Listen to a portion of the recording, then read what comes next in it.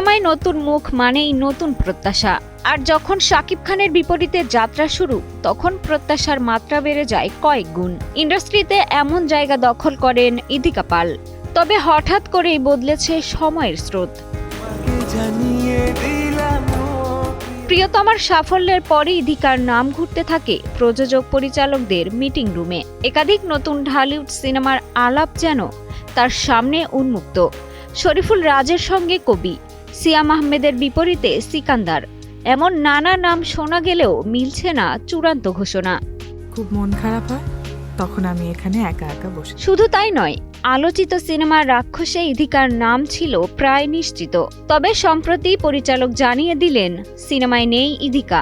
নায়িকা হিসেবে চূড়ান্ত সুস্মিতা চ্যাটার্জি। টানা তৃতীয়বার অর্জন করেছে দেশের সেরা সুপার ব্র্যান্ড স্বীকৃতি বসুন্ধরা টিস্যু। একই সময়ে আসে আরেক খবর, শাকিব খানের বিপরীতে প্রিন্স সিনেমা থেকে বাদ পড়লেন ইদিকা। জ্যোতির্ময়ী কুণ্ডুই হয়েছেন চূড়ান্ত নায়িকা। দুটি সিনেমা, দুটি বড় সুযোগ হাতছাড়া। তবে কি ইদিকার ক্যারিয়ারে পড়ল ফ্লপের প্রভাব? এমনটাই প্রশ্ন অনুরাগীদের। পশ্চিমবঙ্গের বহুরূপ মুক্তির আগে প্রচারণায় ছিল বেশ জমজমাট, কিন্তু মুক্তির পর বক্স অফিসে ভরাডুবি। পরিচালনা ও চিত্রনাট্য নিয়ে উঠেছে প্রশ্ন।